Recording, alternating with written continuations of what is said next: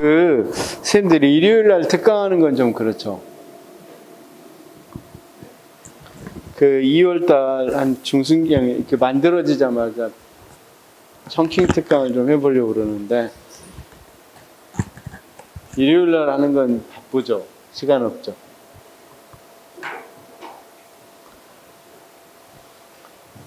보통 오후에는 다 수업 있는가요? 오후는 쭉 지금 다, 오후가 아니라, 4시, 보니까 오늘 또 영어도 4시부터 7시까지 이렇게 있는 것 같은데, 다 있어요? 월화수목? 화요일부터는 다 있어요? 화, 수, 목, 금 이렇게 있구나. 그렇죠? 그럼 나는 언제라고 다들 있지? 토요일 날은 있어요? 토요일 날. 또 중요한 과목이구나. 토요일 날 행정법. 일요일 날도 해요?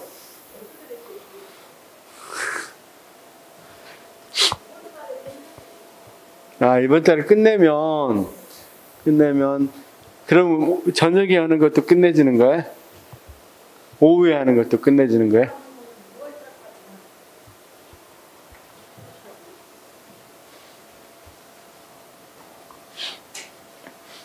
그냥 수업 시간 하죠 뭐. 수업 시간 해야 선생님들 부담 없겠고.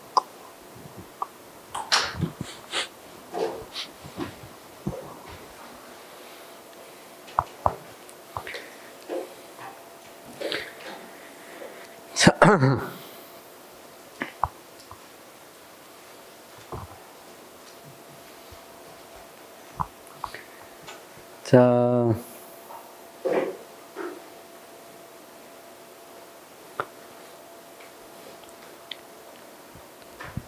오전에 했던 거 안 좋았네. 지금 여기서 보는 거 재본비로 다 쓰고 있어요 지금. 선생님들 저 여기 와서 강의하면 한 달에 얼마 받는지 모르죠? 50만 원 받아요. 50만 원. 근데 재본비로 얼마 나가는가 아시죠? 재본비로 12만 원 나가요. 차비로 8만 원 나가고, 8만 원 아니겠구나. 4만 원 정도? 자, 그래서 저희까지 제본해드리고,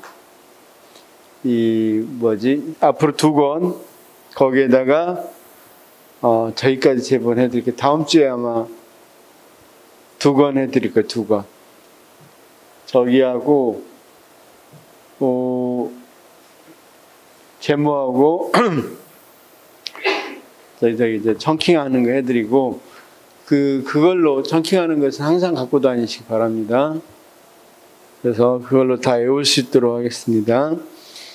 제가 아무리 봐도 시험은, 특히 객관 시험은 암기 잘하는 사람들 일찍 합격합니다. 일찍. 객관식 선택과 집중이고, 객관식은 선택과 집중이고, 시험 문제 푸는 방법 잘하는 사람들, 시험에 대한 스킬이 필요했어요. 몰라도 맞추는 스킬 능력이 필요해. 이게 가장 중요해. 그렇죠? 그러니까 예를 들면 뭘 안 보고도, 답을 안 보고도 문제를 안 보고도 답만 보고도 맞출 수 있어야 된단 말이에요. 그렇죠? 그래서 사회과학은 뭐가 없다. 답을 잘못 적으면 오답이 돼요. 오류가 일어나. 오답이에요. 오류가 일어나.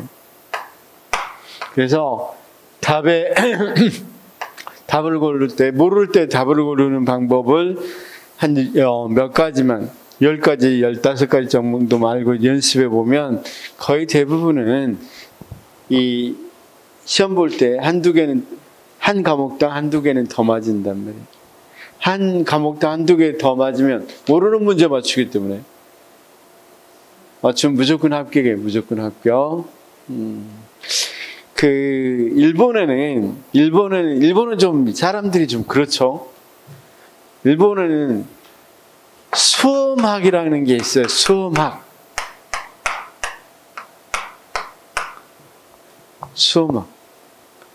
이 수험학은 시험에 관계된 걸 연구하는 학문이야. 그렇죠? 근데 정식으로 인정해 준 건 아닌데 그럴 정도에 그 박사 이름을 잊어먹었는데 수험학의 대가 그분은 진짜 NHK에 나와서 한 번도 그러니까 쭉 조사를 했겠죠. 그 사람에 대해서 안 한 과목에 문제를 냈어요. 문제를 냈는데 90점 맞았어요. 90점. 사지선다니까 문제를 낸 객관시였는데 문제 나오는데 90점 맞았어요. 한 번도 안 본 과목인데. 그러니까 여기서 하는 것은 뭐냐면 이 출제자의 심리를 파악한다. 그래서 그 사람은 문제를 이렇게 쭉 보고 문제 단어가 겹치는 문제가 있다. 그러면 두 개 중에 하나가 답이라는 거야. 옛날 지금 국사 하고 계시니까 국사 문제에서 조선의 사당, 고려의 사당, 성균관 이렇게 나오면 둘 중에 하나라는 거야. 출제자들은 이렇게 비슷한 말을 출제할 때 내고자 한다는 거야.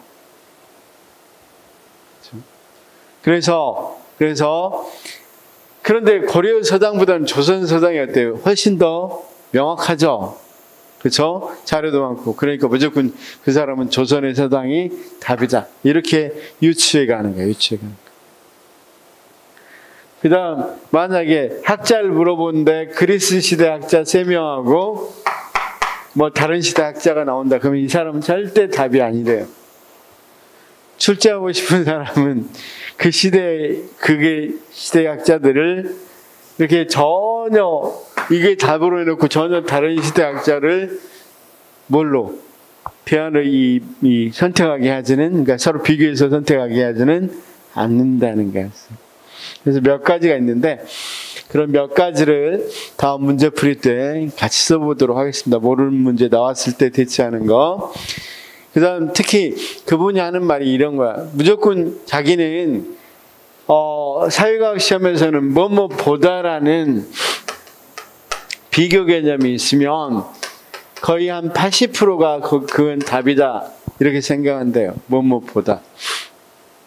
그래서 왜 그러냐? 그러면 사회과학이라는 건 절대적인 거 없다. 그렇죠? A가 크다.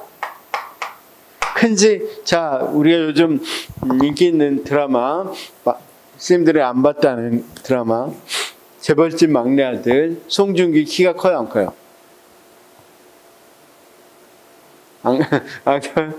선생님 생각이고, 제 입장에서 크거든요.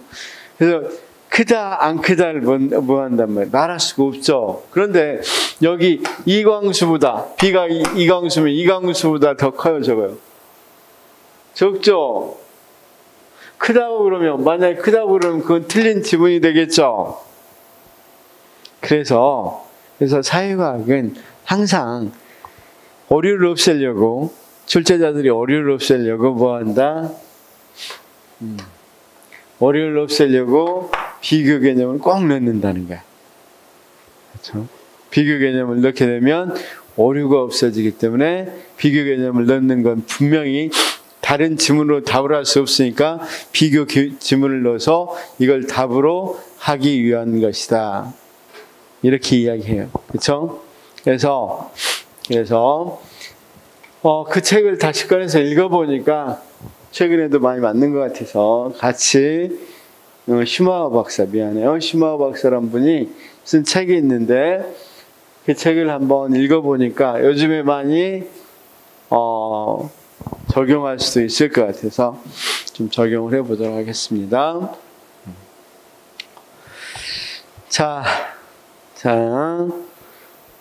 지금 오늘 같은 때는 적용 안 하는데 오늘은 공부 이해하기 위한 거니까 문제 찍기 위해서 하는 거 아니잖아요. 지금 오늘은 이해하기 위한 거니까. 계급제부터 다시 한번 봅시다. 계급제 지금 인사로는 그냥 간단히 보면 인사가 어떻게 되어 있는지 전반적인 인사 구조라고 할게요. 인사 구조를 알기 위해서 뭘 먼저 했어요? 인사행정의 원리를 한번 봐봤어요. 원리. 그렇죠? 인사행정을 어떤 원리에 따라 해야 되느냐? 정치적 원리에 따라서 해야 되느냐? 역관주의 같이 정치적 논리에 따라서 해야 되느냐? 아니면 실적주의와 같이 행정의 논리, 그렇죠? 효율성이나 능률성에 따라서 해야 되느냐 이런 것들을 봤습니다. 그 다음 대표적인 게 두 가지니까 그 다음 어떤 게 있어요? 공정성의 원리에 따라서 한다면 대표관료제가 대표적이겠죠. 형평성, 공정성의 원리에 따라서 골고루 실질적으로 무한 사람들까지, 기회가 없는 사람들까지 균등하게 주도록 하는 거. 그 다음 이제 공직을 분류해 보려고 한단 말이에요. 공직의 분류는 무엇의 입각에서 하느냐? 사람의 입각에서 한다. 어떤 거다? 계급제. 그 다음 직위의 입장, 직무의 입각에서 한다. 직위분류제. 사람의 입각에서 하면 1급은 어떤 자격과 어떤 능력을 가진 사람 하고 기술하면 되겠죠. 2급은 어떤 능력과 어떤 자격을 갖춘 사람, 3급은 어떤 능력과 어떤 자격을 갖춘 사람. 그렇죠? 우리가 국사 시간에도 배웠다시피 당상관은 어떤 능력 갖춰야 되고 당상관에서도 정일품은 어떤 능력, 어떤 자격 갖춰야 되고 이런 거 쭉 써져 있죠. 그런 식으로 이제 계급제가 돼 있다면 직위분류제는 당연히 뭐여야 되겠어? 어떤 직무고 무슨 일을 하는지를 알아야 될 거 아니야. 그 다음 그 일이 어려운지 쉬운지 얼마나 어렵고 얼마나 쉬운지를 구분해놔야 거기에 맞는 사람을 넣어놓겠죠. 그렇죠? 그 일에 대해서 잘 알고 그 일에 대해서 맞는 사람을 넣어야 되겠죠. 그러기 위해서 직위분류제는 자 어떤 순서를 거친다고 그랬어요? 직위분류제를 하기 위해서는 직무를 조사하고, 그렇죠? 조사해서 사실은 직무 기술서를 씁니다. 그 다음 직무 분석, 직무 평가, 그 다음 직급 명세서를 쓴 뒤에 정급 각각에 맞춰서 한다. 이렇게 이야기했습니다. 그럼 이제 이걸 생각해 봅시다. 계급제에 있어서의 장단점. 직위분류제를 쓰면 어떤 장단점이 있는지 그걸 알아보면 되겠죠. 그래서 계급제의 특징과 거기 밑에 장점, 단점 아까 읽어봤었죠. 그 다음 자 일단 읽어봤고 직위분류제에서도 어떤 걸 읽어봤었어요? 특징도 봤고 직위분류제 경향 쭉 나와 있는데 우리가 만드는 것까지 나왔고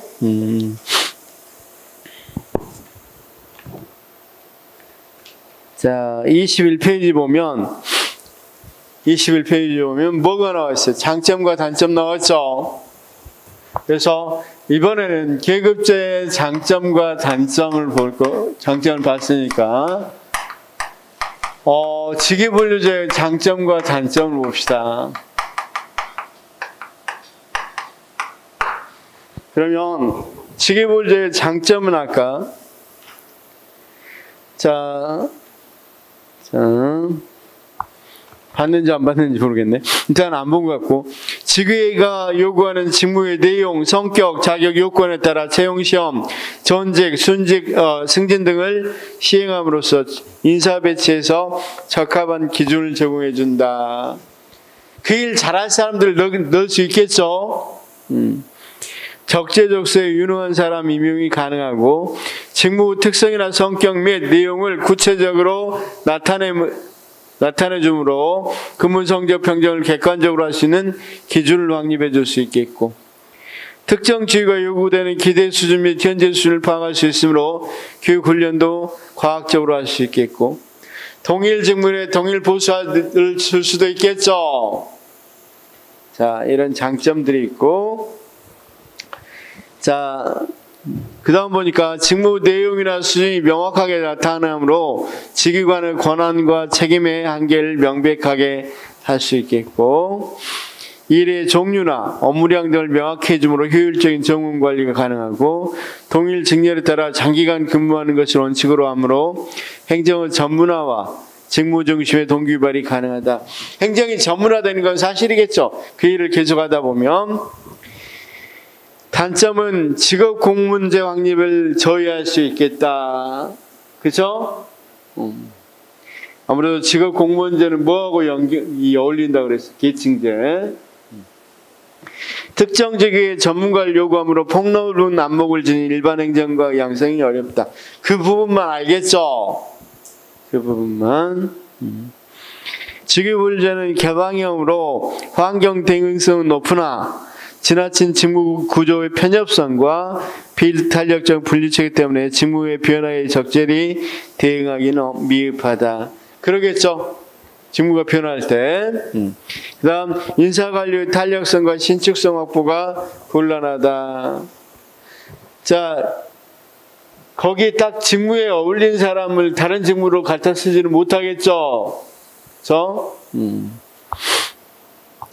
공무원의 신분 보장의 위협이 우려되고 조직에 대한 자발적 헌신과 단결심은 저해될 것이고 직무만 관계되기 때문에. 그 다음 전문가 지향으로 횡적 의사소통이나 협조 요청이 곤란하다. 아까 일반직 같은 경우, 계층제 같은 경우는 어때? 여기서도 근무하고 여기서도 근무해보고 여기서도 근무해봤으니까 서로 간의 연결은 수직적인 것은 자유로울 건데, 직무급은 딱딱 직무가 정해져 있으니까 여기 못 간다 그랬죠. 그러니까 이게 연결이 자유롭지 못하다. 직무 수행에 필요한 투입에 초점을 맞추고 결과적인 산출을 소홀히 한 부분이 있다. 이 정도는 알아두시면 되겠습니다. 자, 나머지는 그냥 한번 정리하는 의미에서 한번 보시기로 하고, 문제를 가볍게 빨리빨리 풀어보겠습니다. 문제를 빨리 풀어보겠습니다. 자,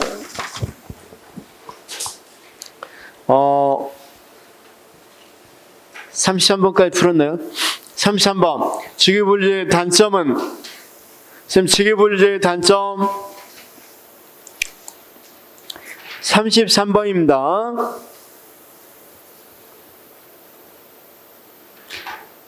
자, 33번. 자, 33번. 단점은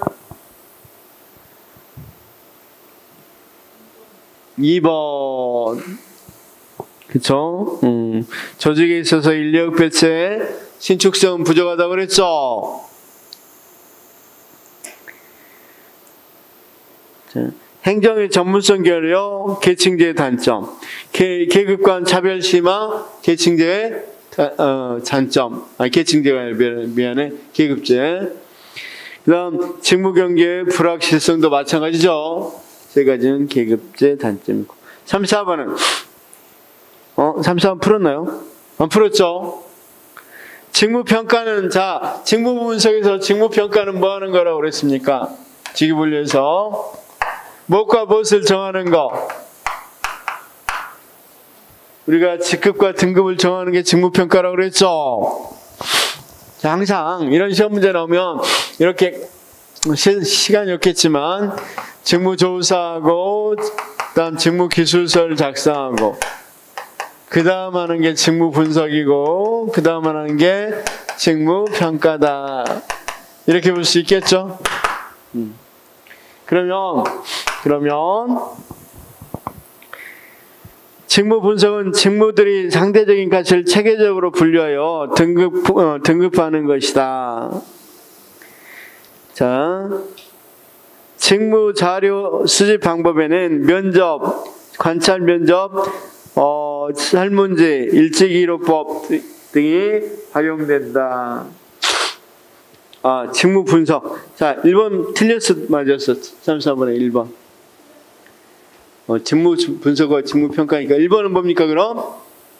1번은 평가 좋습니다. 2번은 직무자료 수집 방법. 아까 여러 가지가 있다고 그랬죠? 그래서 관찰, 면접, 설문제, 일제기록법 등이 활용된다. 우리 쌤 거기 보시면 돼요.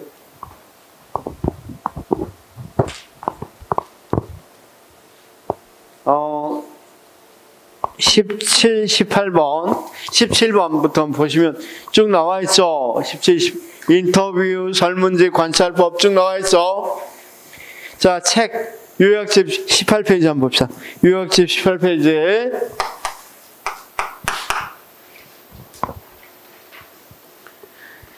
직무자료 수집 방법 쭉 나와 있죠. 그 다음 3번 일반적으로 직무평가 이후에 직무분류련 직무분석 거꾸로 돼 있죠. 직무분석이 먼저죠. 4번 직무평가 방법으로는 서열법, 요소비교법 등 비계량적 방법과 점수법, 분류법 등 계량 틀렸죠. 그러니까 우리가 직무평가에서 이 방법은 계속 물어보는 게 계량적이냐 비계량적이냐 이걸 물어보죠. 그쵸? 36번은 다음 공무원 인사제도 중 공직사회의 경쟁을 도입하려는 제도와 거리가 가장 먼 것은 여기 써져 있으면 당연히 직위분류제는 경쟁하고 상관없어. 37번 직위분류제에 대한 설명으로 가장 적절한 것은 직무 종류, 곤란성과 책임성이 상당히 유사한 주기의 구는 직렬이다. 직무의 종류, 곤란성의 책임도가 상당히 유사한 주기의 구는 뭡니까? 유사하대. 상당히 중요도가 유사하면 우리가 몇 급 이렇게 표현할 수 있겠죠. 근데 직무의 종류까지 갔대. 행정 7급, 그 다음 보호 7급 이렇게 정할 수 있다는 거죠. 이걸 뭐라고 그런다 그랬어? 그렇죠. 만약에 등급이라면 직무 종류가 유사할 리가 없겠죠. 직급은 그냥 직급은 뭐라고 그랬어? 주사보, 서기보 이렇게 이야기한다고 그랬죠. 서기보에는 뭐가 있어? 일반 행정 서기보도 있고 보호의 서기보도 있고 소방이나 이 경찰의 서기보도 있고 여러 가지가 있겠죠. 두 번째, 직위분류제 수립 절차에서 직무의 난이도와 직무의 경중에 따라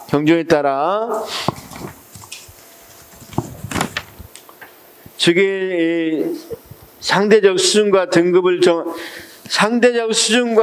정하는 걸 뭐라고 부른다 그랬어? 직무평가. 3번 직무평가 방법에서 요소 비교법은 가장 늦게 고안된 객관적이고 정확한 방법으로 분류법의 임의성을 보완하기 위해서 개발된 계량적 뭐 하나만 틀렸네? 뭐의 임의성을 계량하기 위해서 나왔다 그랬어? 점수법. 그쵸? 직무 종류는 다르지만 곤란성, 책임순, 직무 종류가 다르대.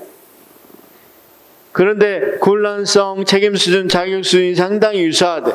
그러면 이제 주사보 또는 서기보 이런 것이 가능하다는 거죠. 동일한 보수를 지급할 수 있는 모든 직위를 포함하는 것을 등급 맞죠? 답은 4번. 옳은 건 물어봤죠? 적절한 거. 그 다음 38번 계급제의 장점에 대한 설명을 옳지 않는 것. 공무원의 신분 안정과 직업 공무제 확립에 기여한다. 인력 활용의 신축성과 융통성이 높다. 정치적 중립 확보를 통해서 행정의 전문성을 제고할 수 그럼 뭘로 가야 돼? 직위 분류제. 그쵸?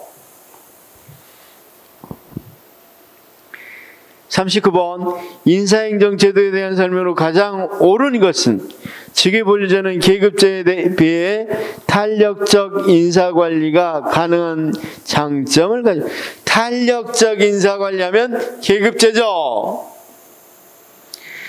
역관주의는 정당의 충성도, 공헌도를 임용 기준으로 삼았기 때문에 민주주의와 전혀 말이 안 되죠. 약간 실적주의는 정치적 중립을 지향하여 인사행정을 소극과 형식화시켰다. 3번이 정확히 맞다 그랬죠.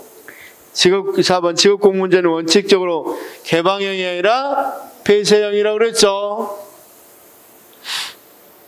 자, 그 다음 40번 계급제와 직위분류제에 대해서 대한 설명으로 가장 옳은 것은 선생님 과학적 관리론 실적제는 직위분류제 세태와 관련됩니까? 직위분류제가 발달하는 계기가 되죠. 그 다음 우리나라 국가공무원법에는 직위분류제 주요 구성 개념인 직위, 직군, 직렬, 직류, 직급 등이 제시됐다. 국가공무원법 제2조에 정의되어 있죠. 2번은 맞고 3번은 뭐가 틀렸습니까? 공무원 개인의 능력이나 자격을 기준으로 하는 것은 계급제라고 그랬죠. 4번은 아까 계급제와 직위분류가 양립 불가한 건 아니라고 그랬죠. 우리나라 계급제가 기본이지만 직위분류제도 시시하고 있죠. 41번은 계급제와 비교해서 직위분류제의 장점으로 볼 수 없는 것. 볼 수 없는 거.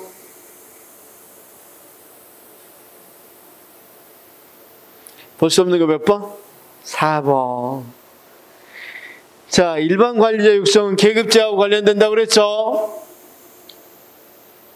42번 직무평가 이거 풀었죠? 풀었고 46번까지 46번이 서열법인 거 이야기해줬죠? 47번 계급제와 직위분류제에 대한 설명 옳지 않는 것 몇 번? 좀 어렵겠는데 한번 해봅시다.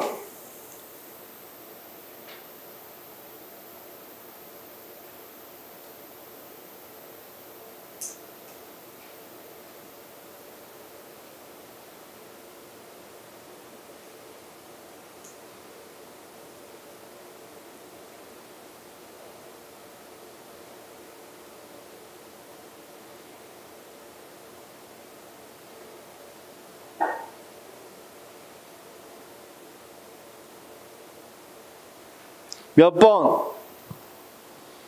몇 번? 이거 맞추면 거의 완성된 계급제 거의 다 안다는 소리죠. 몇 번입니까? 4번. 좋아요.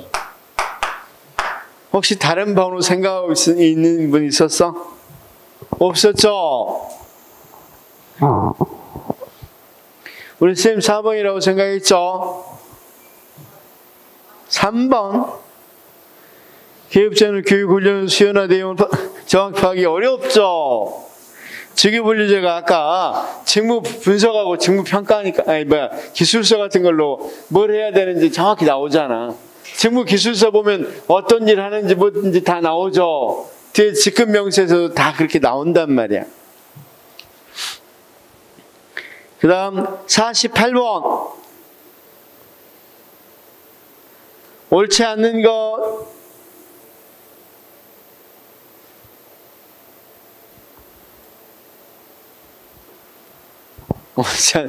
이거 오늘 다 맞춰야 됩니다. 몇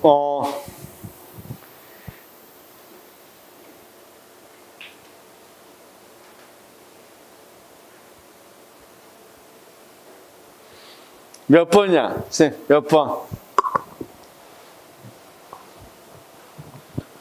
자, 맞습니다. 자, 직렬은 우리가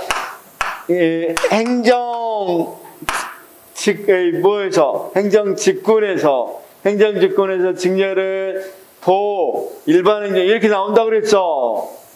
그리고 직렬별로 시험 본다 그랬으니까 그 생각 한번 읽어봅시다. 직무 종류가 유사하고 책임성 곤란도 정도가 서로 다르대요. 일반행정은 직렬행정 다 다르죠. 그러잖아. 보호도 9급, 7급 다 있지만 보호잖아. 묶어서. 근데 하는 일은 비슷하죠. 그러니까 직무의 종류는 유사하고 거기 직무의 종류는 유사하고 책임 곤란도 서로 다 다른 걸 묶었으니까 직렬이죠. 맞죠? 그 다음 직급, 직무의 종류, 곤란성, 책임성은 상당히 유사한다. 우리가 9급 행정 이렇게 이야기한다고 그랬죠. 그 다음 직위는 정확히 봤고 4번은 뭐가 틀렸어? 직구는 직렬들이 모여서 직군이 되죠. 그러니까 동일한 직렬례가 아니라 유사한 직렬들을 묶어내는 게 직군이죠. 집에 가서 한 번만 더 보면 이제 다 이해하실 거예요. 한 번만 더 보면 다 이해하실 거예요. 선생님 여기까지 대강 알겠어요 이제? 그래서 사실 어떤 것은 크게 어렵지는 않았다. 어떤 부분은 공직의 분류는 그렇죠? 여기서는 틀려서는 안 돼요. 여기서는 거의 100점 맞아야 돼요. 여기서는 그렇죠? 틀릴 부분도 없을 뿐만 아니라 그러니까 제일 많이 틀린다면 아까 뭐가 직무평가에서 그렇죠? 직무분석 말고 직무평가에서 4가지 방법 서열법 그 다음 분류법 그 다음 점수법 요소법 그쵸? 그 다음 제일 많이 활용하는 게 뭐라 그랬어? 이거 잘 많이 틀리니까 연습 한번 해봅시다.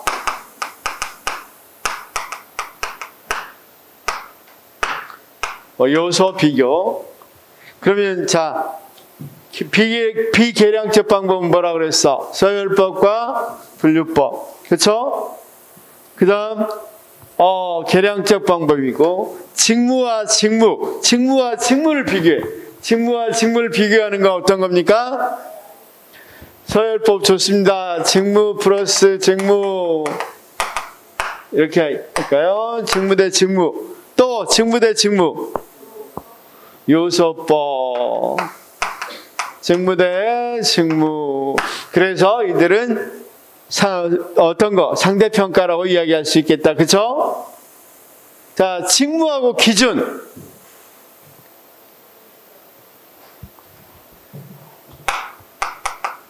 분류법, 직무하고 기준. 그런데 이 기준이 무슨 기준이라고 그랬어? 등급 기준표. 그쵸?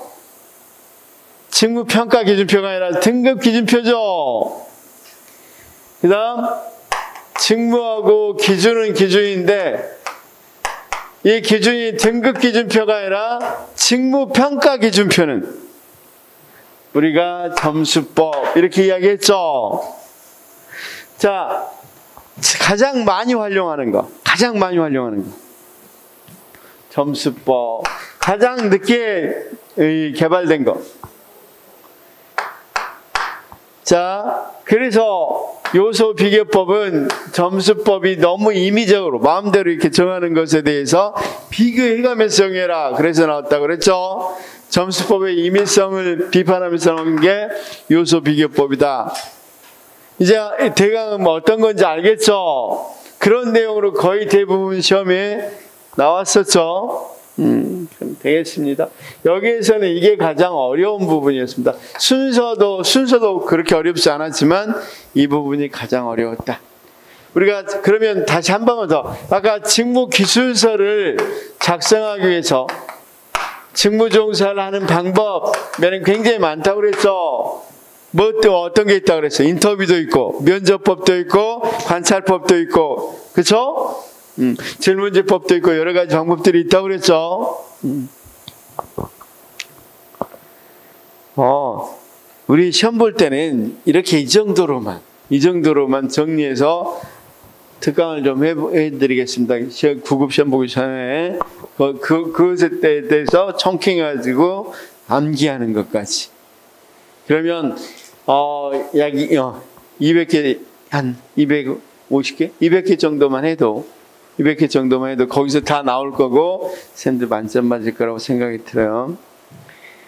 자, 그 다음 이제 우리나라 공직제도는 거의 암기해야 되겠죠.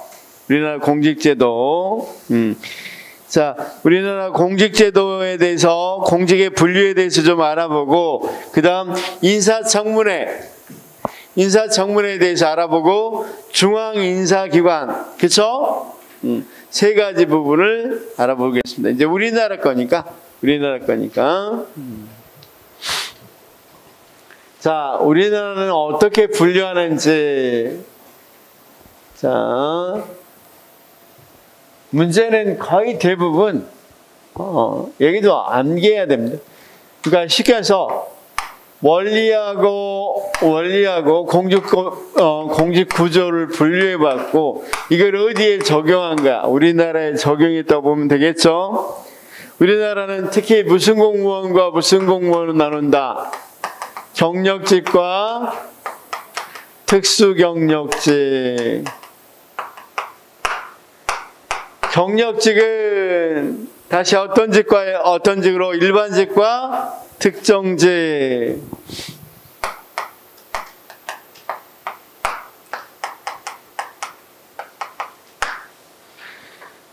뭐하고 이름이 비슷해? 어떤 거하고 이름이 비슷해? 특정직하고 특수경력직하고 이름이 비슷하죠? 그러니까 맨날 뭐하게 된다. 이거 헷갈리게 내는 경우가 많다. 자, 우리가 경력직하고 특수경력직하고 하는데 실적주의와 직업공무원제가 적용이 어느 정도냐? 기준이 뭐다? 실적주의하고 직업공무원제도가 철저하게 적용되면 뭐가 되고? 경력직이 되고 특수경력직은 그렇지 못하는 거고. 그렇죠? 원래는 이렇게 나눴었어요. 경력직이 정력이 그러니까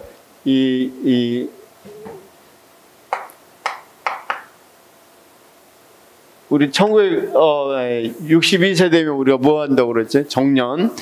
그러니까 이게 정년이 정해졌느냐 정해지지 않았느냐로 구분했는데 요즘 이런 구분이 조금 문제가 있게 됐어요. 왜냐면 거기 옛날에 일반직, 특정직, 기능직, 그 다음 특수경력직에서는 정무직, 별정직, 계약직 이런 것들이 있었는데 계약직이나 별정직의 일부, 기능직 이런 게 다 뭘로 들어왔어? 일반직으로 들어오다 보니까 이 사람들 뭐 어떤 정년이 보장되지 않는 사람도 많이 있죠. 그래서 그 기준이 뭘로 바꿔졌어? 뭘로 바꿔졌냐면 거기 있는 것처럼 실적주의하고 직업 공무원제. 얼마나 강하냐에 따라서 나온다는 거죠. 그렇죠? 자, 거기 일반직, 특정직, 정무직, 별정직 네 가지로만 돼 있죠. 네 가지. 자, 개념 보니까 경력직은 실적주의와 직업공무원제 적용을 받는 공무원. 그래서 경력직은 일반직, 특정직으로 분류되고 실적과 자격에 의해서 임용, 신분이 보장된다. 자, 이게 굉장히 많이 나왔으니까 기출됐으니까 알아두시 바라고. 경력직 공무원하고 특정직 공무원이 거기 표에 있죠. 우측에 표 있는데 이 표 잘 봐두시기 바랍니다. 이 표. 특히 특정직에서 보면 우리나라 공무원 중 법관, 검사, 군인 등 특정직 비중이 가장 높다 이렇게 이야기했고, 왜냐하면 이쪽에 특정직에서 개별법에 소방공무원법, 교육공무원법, 의무공무원법 이렇게 쭉 있는데 그 다음 예시도 있고, 예시도 교육, 소방, 그 다음 경찰, 외무공무원, 법관, 헌법재판소, 헌법연구관. 이거 시험에 제일 나오죠? 많이 나오죠? 헌법재판소, 헌법연구관. 그 다음 검사, 군인과 군무원, 국가정보원, 직원. 이것도 좀 나오죠? 자, 경호공무원. 이런 경우는 우리가 무엇에 해당된다? 특정직.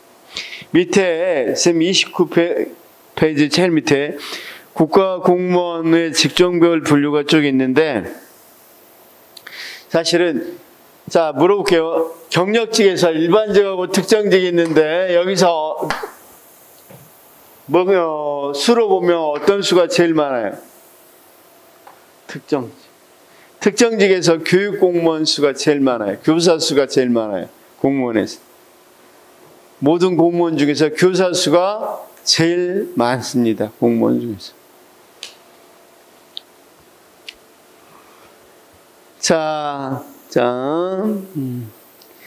일반직에서도 예외적인 거 한번 봅시다.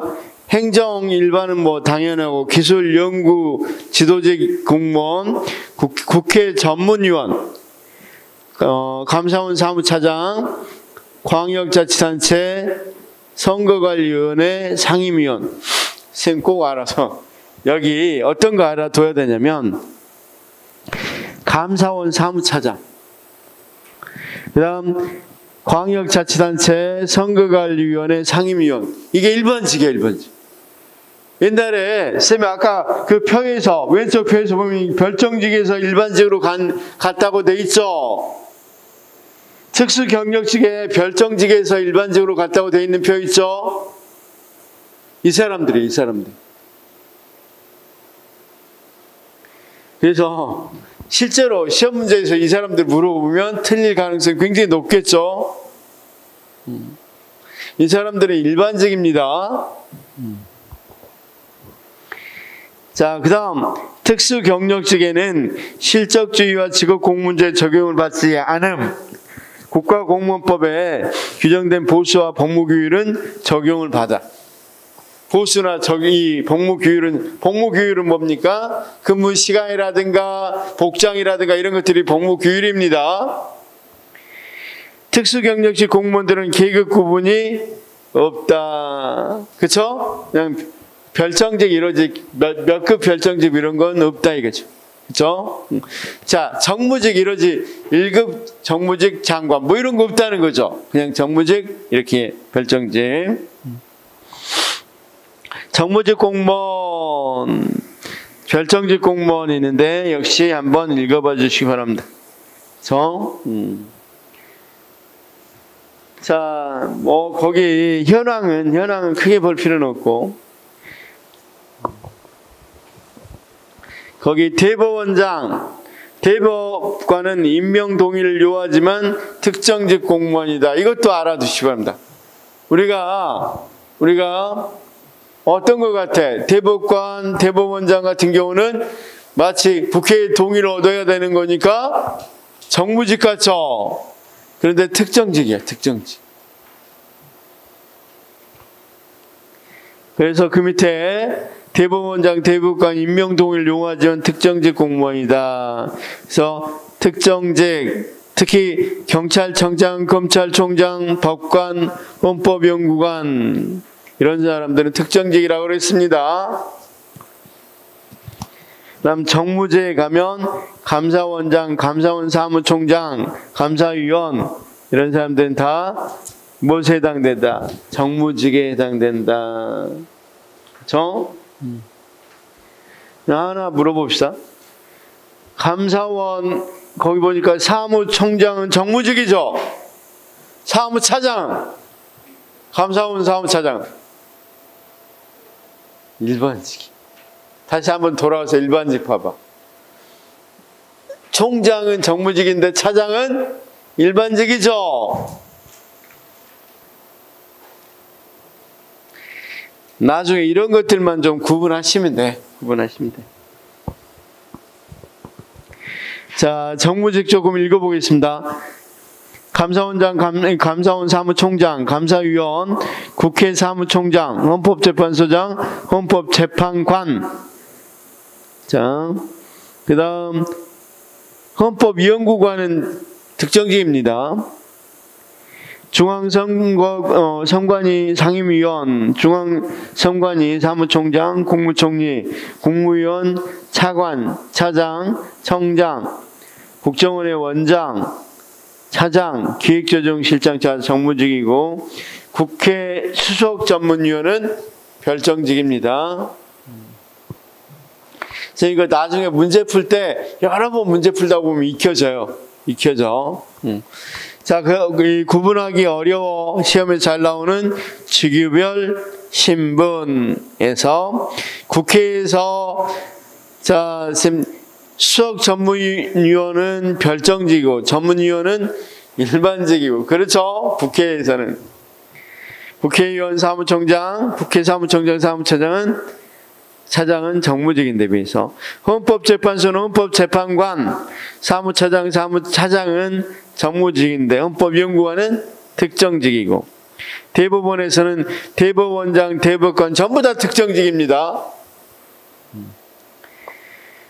선관위는 중앙선관위 같은 경우는 자 선관위원이든 사무총장이든 사무차장이든 다 정무직인데 아까 시도위원회 상임위원은 뭐라고 그랬어? 일반직이라고 그랬죠.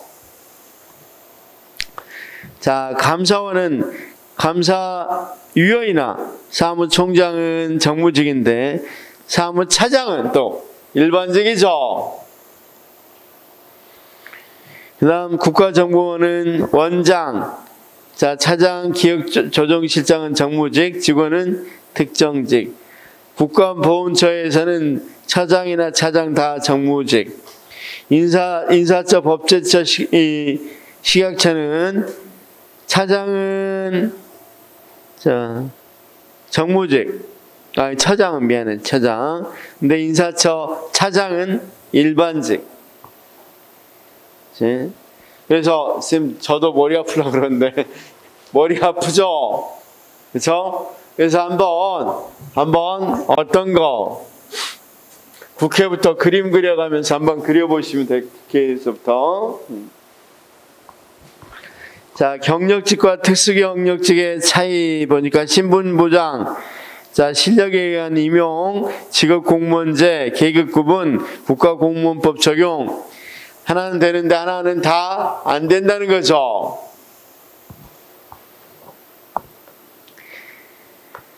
자, 그 다음 거기 국가직하고 국가공무원하고 지방공무원. 지방에서 근무하는데 국가공무원이 있어요.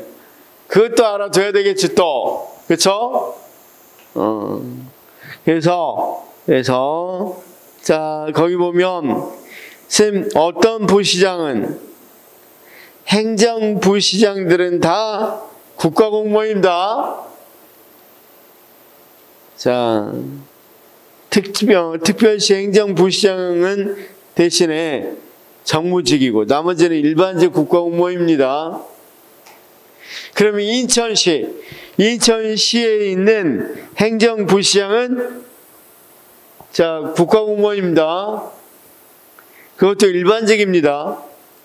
네, 서울시 특별행정부시장, 서울시 행정부시장은 정무직이고, 그다음 지방공무원, 정무부지사는 다 또 지방공무원입니다. 그렇죠? 그다음 지방공무원에서 자 별정직이고, 자 거기 특별시의 정무부시장은 정무직이고, 지방의회 부의장은 역시 정무직입니다. 시군 자치구의 부단체장은 일반직이면서 지방공무원입니다. 그러면 자 지방에 있습니다. 지방에서 근무하는데 국가공무원이 있고 지방공무원이 있네요. 그런데 국가공무원 중에서도 정무직이 있고, 그렇죠? 국가공무원이면서도 정무직이 있고 뭐가 있다 그랬어? 일반직이라고 있다 그랬죠?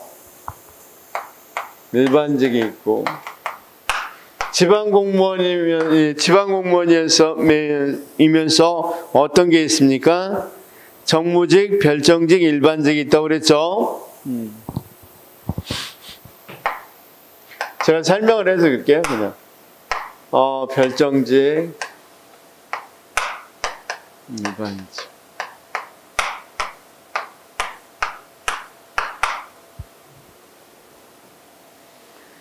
자, 그러면 여기 한번 봅시다. 일반직은 누구라 그랬어? 일단은 국가공무원은 국가의 어떤 것들이 국가공무원입니까? 거기 보니까 국가에 있어서 어떤 사람들?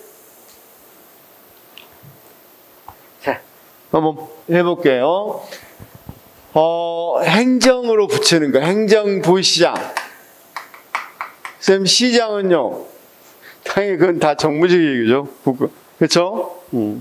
자, 근데 자, 여기 행정부시장. 인천시장은 어디에 되겠어? 인천시장은 국가공무원이야, 지방공무원이야?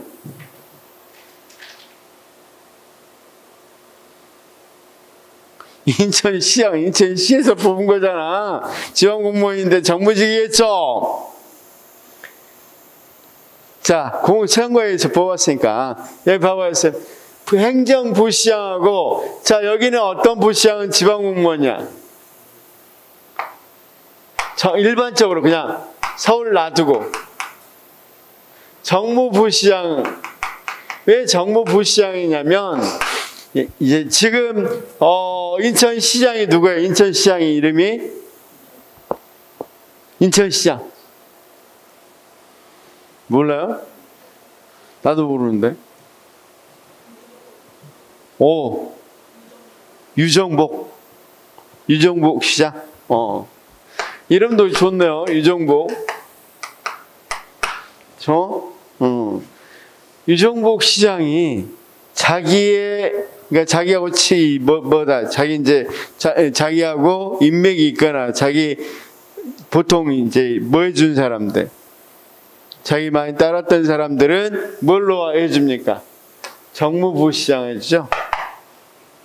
그러면 유정복 시장이 그만두면 뭐가 되겠어요? 이 사람 그만둬야 되겠죠. 그리고 중간에 마음에 안 들면 자르기도 합니다. 저 정무부시장. 행정부시장은 뭐 하기 위해서 뒀어요? 국가하고 연결시키려고 둔 거예요. 그러니까 국가공무원이. 그다음 자, 국가공무원으로서 이게 행정부시장으로 유일하게 정무부직이 된 사람이 누가 있다? 특별히 서울 행정부시장 그랬다. 그러면 여기 한번 물어봅시다. 여기 인천시에 부교육감 있죠, 부교육감. 그렇죠? 부교육감, 교육감 말고 부교육감. 부교육감은 다 국가공무원입니다. 부교육감들은 다 국가공무원입니다. 부교육감.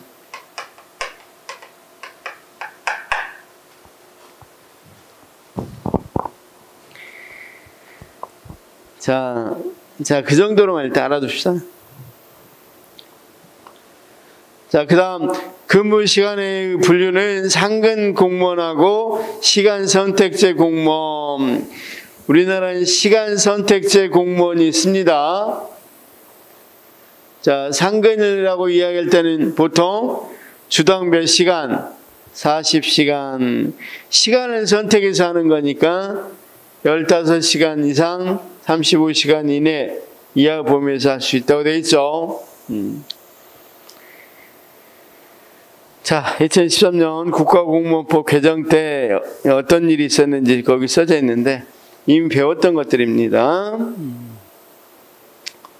자, 거기 봐봐요. 기능직을 폐지하고 별정직도 재정의하고 그래서 별정직 중에서 뭘로 별정직 재정이란 번은 별정직 재정의 및 기존 별정직 중 일반직과 유사한 업무를 수행하는 공무원은 일반직으로 통합했다. 아까 두 사람 통합돼서 갔죠. 별정직에서. 그 다음 계약직을 폐지하고 계약직은 거의 일반직 공무원으로 넘겼고 자, 일반직 공무원은 중심으로 전문성을 제고했고,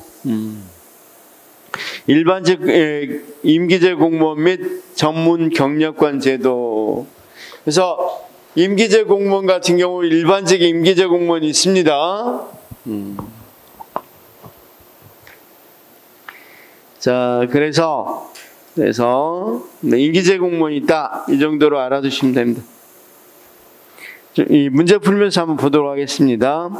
이제 청문회가 있는데 청문회 하기 전까지 문제를 한번 풀어보겠습니다. 청문회 하기 전까지 문제를 풀어보도록 하겠습니다. 시험 문제는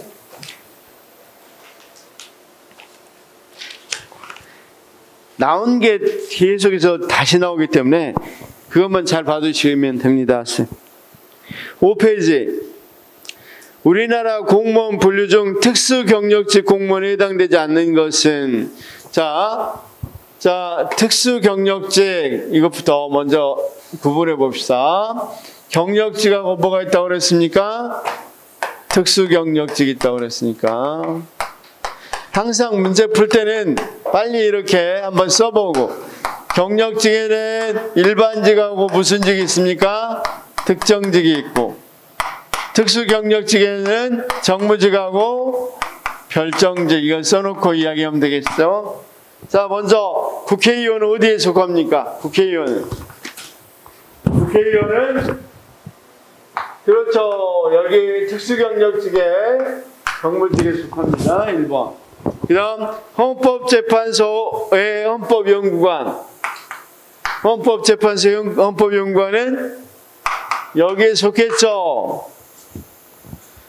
세 번째, 대통령 비서실장은 여기죠. 대통령 비서실장이니까. 대통령 비서실은 정무직입니다. 자, 그 다음 국민인권위원회 위원장, 당연히 이것도, 자, 청문까지 거치니까 정무직 맞습니다. 그 다음 감사원 사무차장은 무슨 직이라고 그랬어 아까? 감사원 사무차장은 별정직이라고 그랬죠. 아까 봐봐, 다시 내가 잘못 알고 있나? 감사원 사무차장 일반직? 감사원. 자,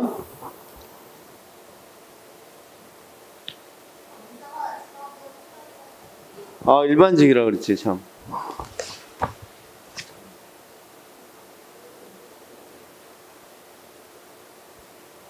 감사원 사무차장 맞죠?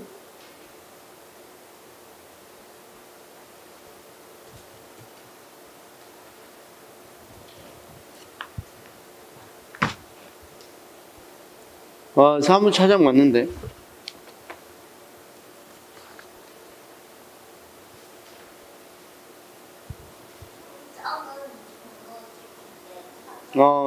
맞아. 감사위원하고, 자, 감사원 사무총장은 정무직이고, 사무차장은 일반직이라고 그랬죠? 그럼 답이 두 개네. 헌법재판소, 헌법연구관은 뭐라고 그랬습니까?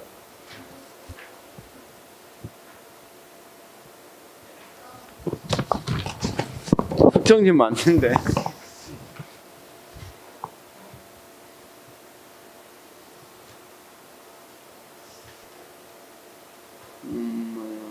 제 헌법연구관 특정직 맞잖아. 그럼 답이 이게 지금 답이 두 개가 돼서 그래. 그쵸?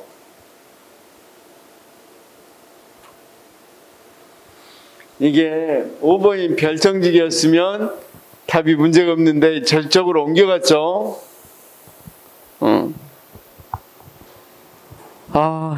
행정사 문제라고 생각하고 답이 두 개입니다. 그러면 몇 번하고 몇 번? 2번하고 5번. 50번. 고위공무원단 아직 안 했습니다. 그건 나중에 하겠습니다. 51번은, 자, 일반직 공무원은 경력직과 특수경력직으로 이것도 틀렸죠? 경력직 공무원은 일반직과 특정직 뭐 이렇게 돼야 되지. 일반직 공무원 말이 안 되죠, 지금? 지방소방사는 특정직 공무원에 해당한다. 맞죠? 3번. 행자부 국가공무원 중에는 일반직 공무원 수가 가장 많다. 일반직 공무원이 아니라 특정직이라고 그랬죠? 국가정보원 7급 직원은 특수경력직이 아니라 국가정보원 직원은 특정직이라고 그랬죠? 그래서 1번은 어떻게 바꿔야 되겠어요? 1번은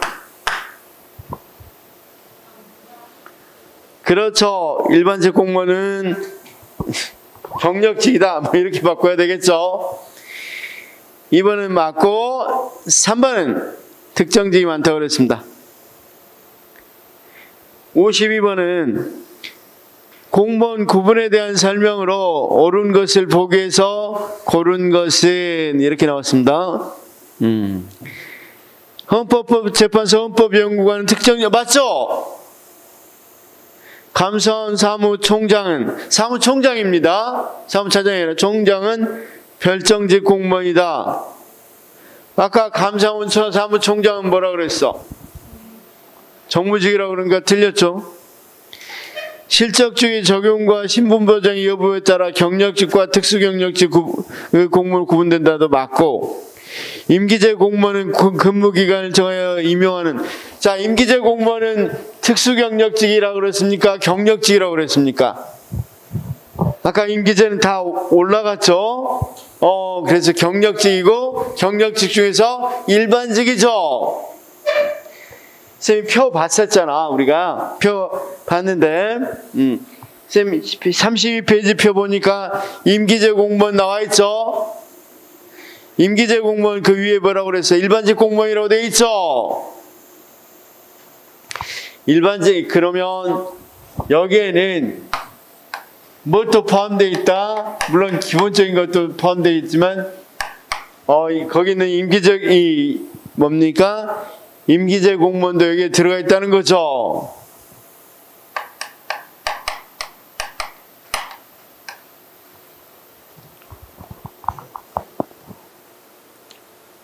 그래서 자, 그다음 54는 차관은 어떻게 되겠어? 차관은 여기죠, 여기. 그렇죠? 차관. 그러니까 쉽게 말해서 우리가 차관이라든가 선거나 국회에 동의를 얻어야 되는 것들은 다 정무직이니까. 그렇죠? 좋습니다. 그럼 답은 몇 번? 4번. 자, 조금만 한 서너 개만 풀어보고 합시다. 55번은 옳은 것. 특수경력직 공무원은 일반직 공무원을 제외하는 공무원. 말이 안 되죠? 특수경력직 공무원은 일반직 및 특정직 공무원을 제외하고 그러면 되겠죠? 2번 별정직 공무원은 특정직 공무원의 한 유형이다. 별정직 공무원은 특수경력직의 한 유형이죠.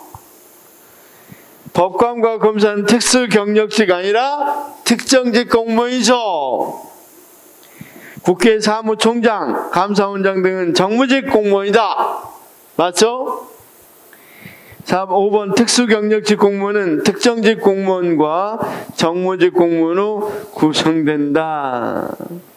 특정직이 아니라 별정직이죠. 55번.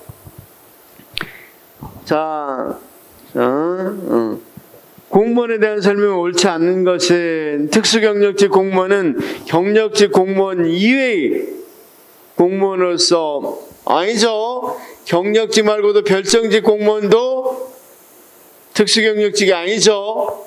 따라서 특수경력직 공무원은 경력직 공무원 및 특정직 공무원 이외의 공무원으로서 이렇게 돼야 되겠죠.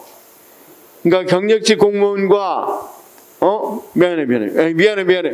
미안해. 잘못 알고 있어. 조금 잠이 와서 그랬어. 특수경력직 공무원은 경력직 공무원 이외의 공무원으로서 실적주요. 맞죠? 미안. 법관, 검사, 외무공무원, 경찰공무원, 소방공무원, 교육공무원, 군인 공무원, 헌법재판소 헌법연구관, 국가정보원 직원 등은 경력직 공무원 중에서 특정직 맞죠?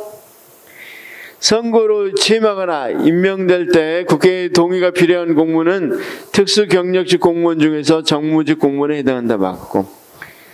4번 고위공무원단은 중앙행정기관, 지방자치단체의 실장, 국장 및 이에 상당하는 국보좌기관에 임용되어 재직 중이거나 파견, 휴직 등으로 인해 인사 관리되고 있는 국가공무원과 지방공무원. 쌤 뒤에 나오지만 뒤에는 이 고위공무원단은 무슨 지방공무원은 없죠. 국가공무원만 해당됩니다.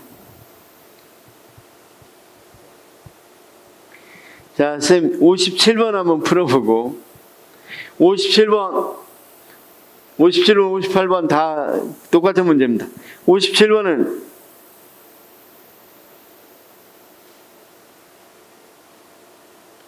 다 몇 번? 일반직이 하나 있죠. 일반직이 있는데 1번이죠. 1번은 일반직. 56번은 특수경력직 공무원 고르래요.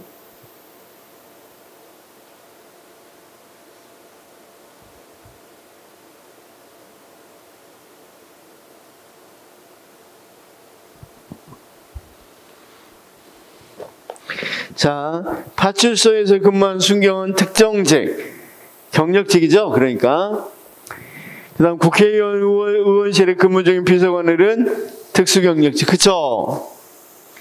국토교통부 차관으로 근무 중인 병은 역시 정무직. 그쵸? 특수경력직. 시병무청에서 근무 중인 군무원 정은 경력직. 청와대에서 대통령 비서실 국민정수석 비서관은 특수 경력직. 그럼 답은 니은, 디귿, 미음. 다시 특수 경력직이니까 니은, 디귿 몇 번? 4번. 4번이 안 보였어. 정무직 공무원에 해당하지 않는 것 59번.